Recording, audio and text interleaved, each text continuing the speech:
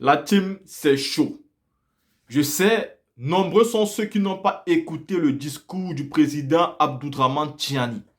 Ce discours qui a été exprimé pour la nation nigérienne, mais surtout pour l'ensemble des Africains.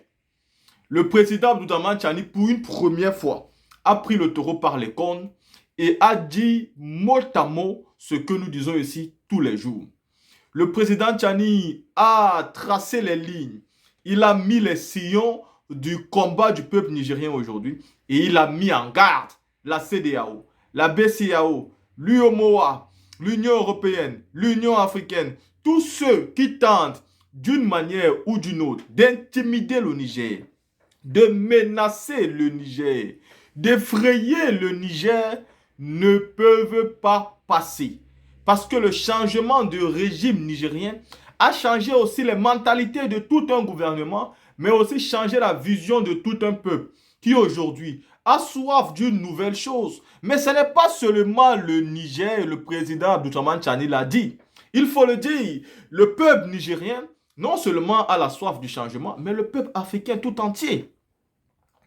Aujourd'hui, si le gouvernement du Niger décidait de se plier aux ordres de la CEDEAO, disons-nous la vérité, quelle est la majorité qui sera donc déçue? Ça sera la majorité populaire.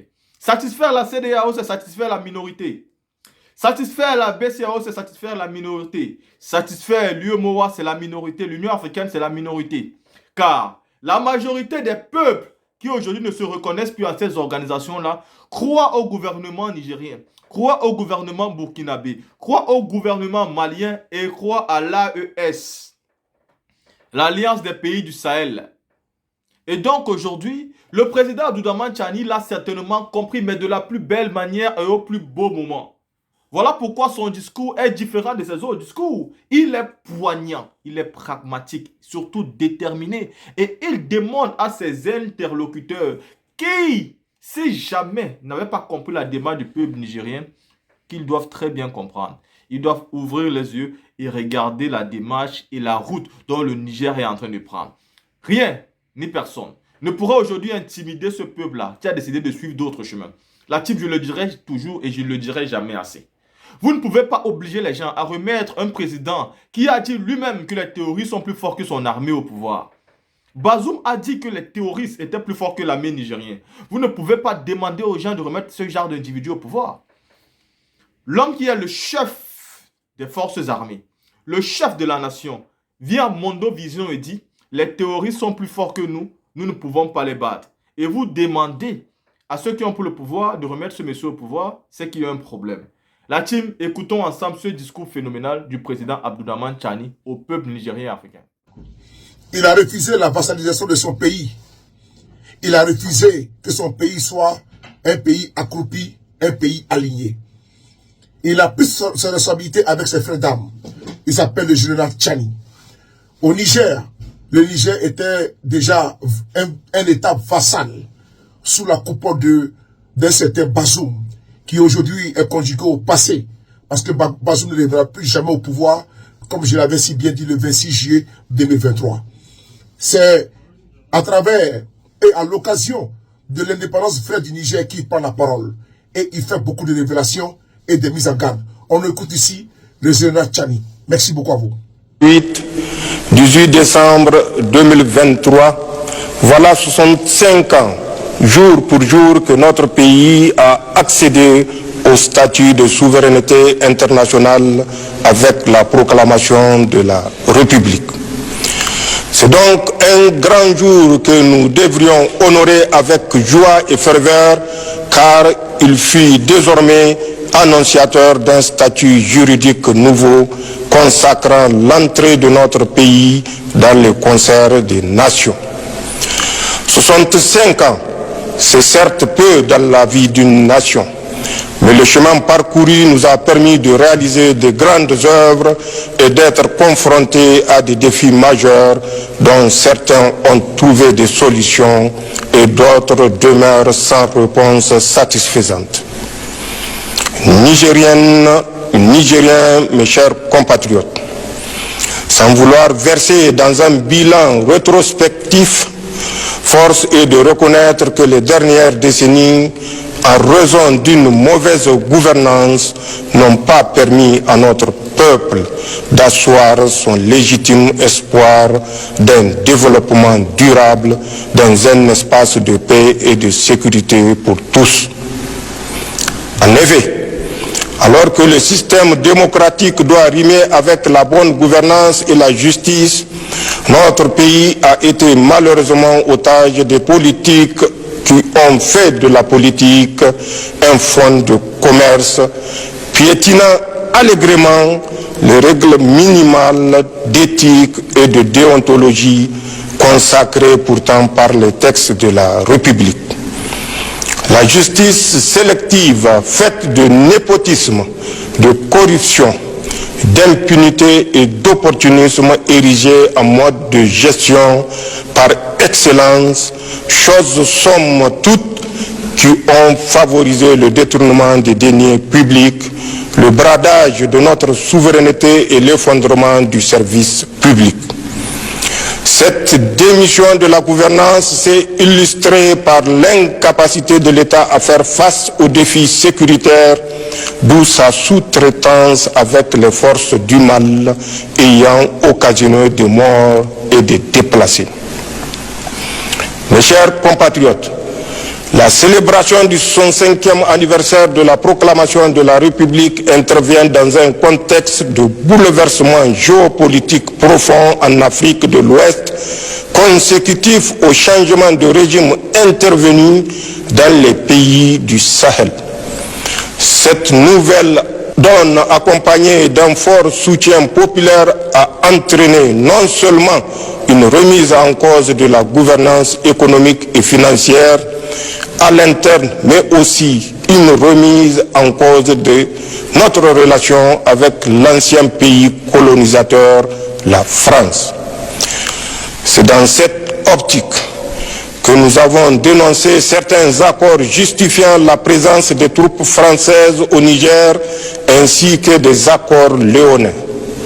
Cette dynamique nous a amené à bâtir une stratégie globale de défense, de lutte contre le terrorisme et toute agression de quelque forme qu'elle soit. C'est ainsi que grâce aux multiples succès remportés par nos vaillantes forces de défense et de sécurité, nous assistons à la normalisation progressive de la situation sécuritaire. À titre illustratif, je peux mentionner le retour des communautés déplacées dans leurs villages, la réouverture de près de 200 écoles restées fermées pendant plus de 2 ans du fait de l'insécurité dans la région de Tillabéri, la sécurisation du corridor de ravitaillement en produits alimentaires et pharmaceutiques et la reprise des activités socio-économiques dans plusieurs régions au grand bonheur des populations. C'est le lieu ici de louer l'engagement, l'abnégation et le professionnalisme de nos forces de défense et de sécurité qui ont permis ces succès éclatants. Je tiens donc à rendre un vibrant hommage pour tous les sacrifices consentis pour la défense de l'intégrité du territoire national et la quiétude sociale. Je voudrais surtout témoigner ma sincère compassion à l'endroit des victimes civiles et militaires de la barbarie qui nous est imposée par les groupes armés terroristes et leurs sponsors. Mes chers compatriotes, la création de l'Alliance des États du Sahel est assurément l'aboutissement de cette démarche dont l'objectif est de faire du Sahel un espace de paix et de prospérité.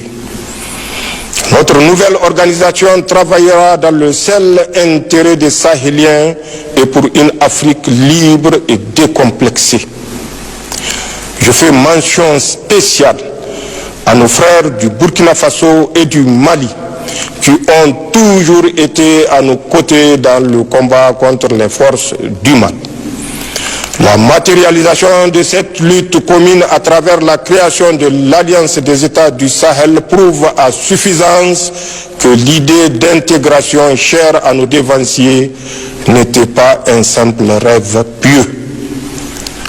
Aujourd'hui, avec mes frères Ibrahim Traoré, Assimi Goïta, nous sommes déterminés à écrire l'histoire d'une Afrique libre où les Africains vivront une vraie indépendance.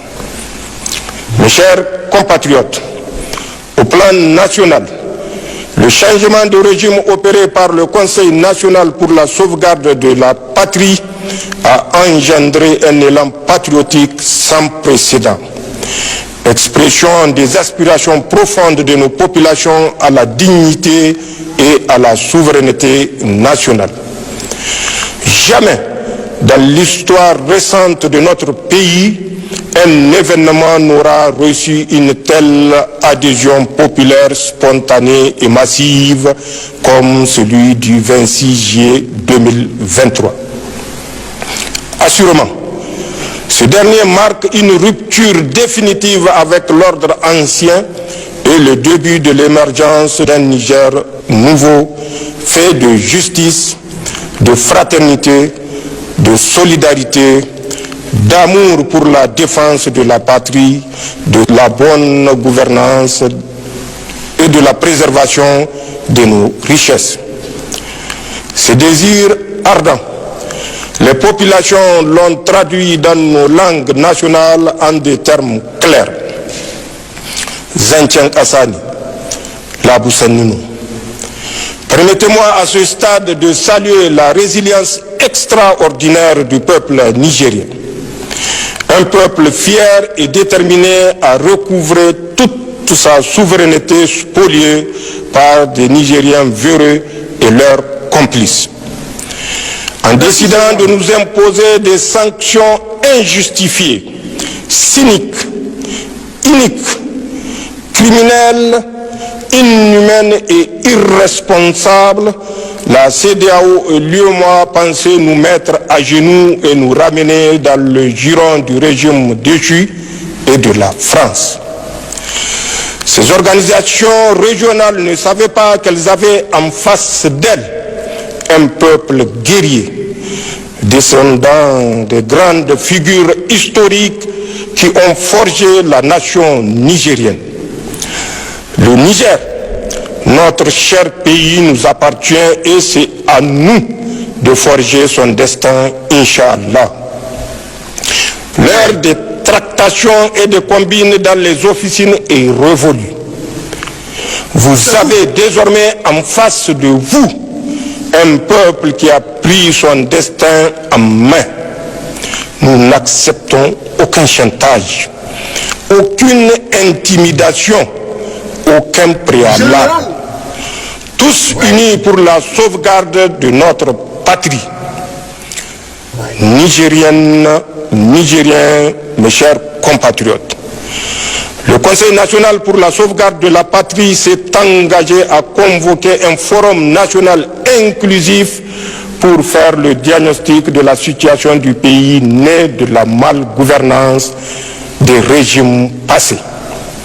Il proposera des réformes nécessaires pour le futur avec une feuille de route pour la transition et un programme stratégique d'action pour la refondation de l'État.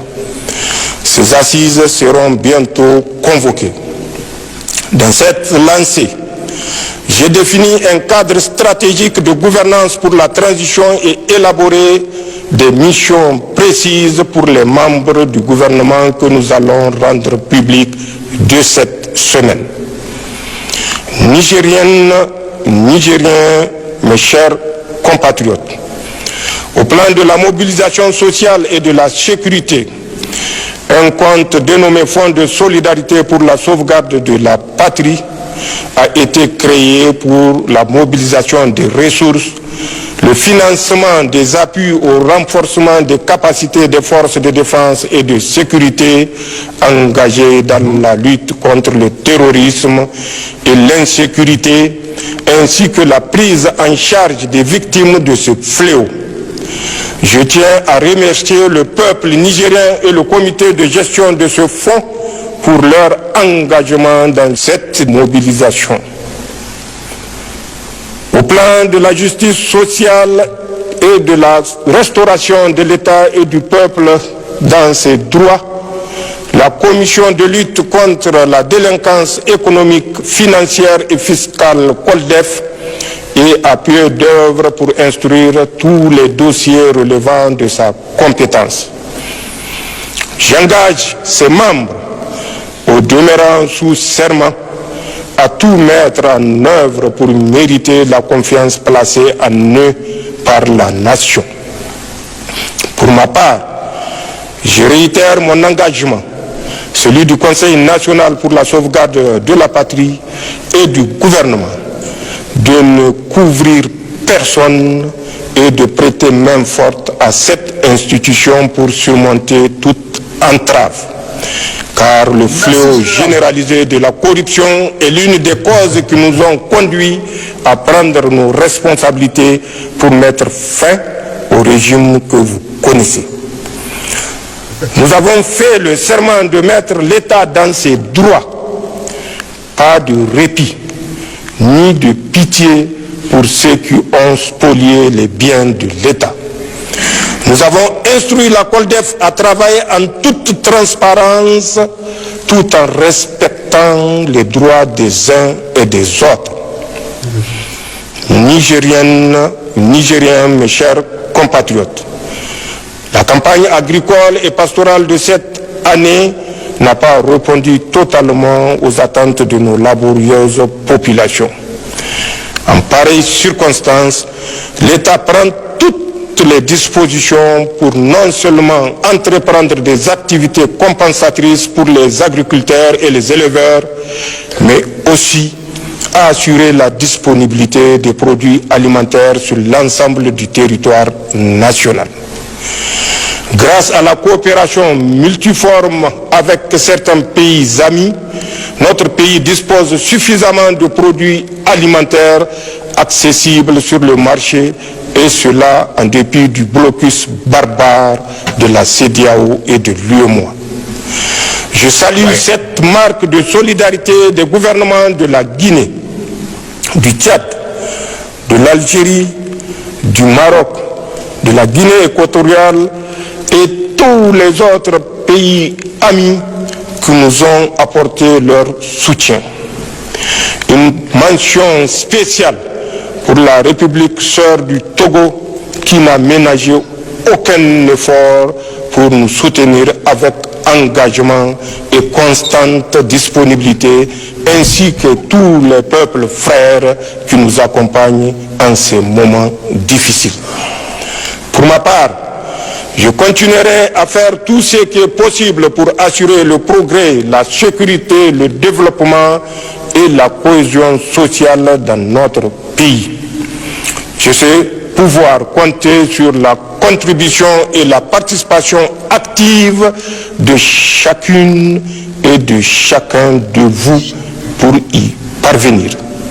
Vive la République, vive le Niger, vive la sauvegarde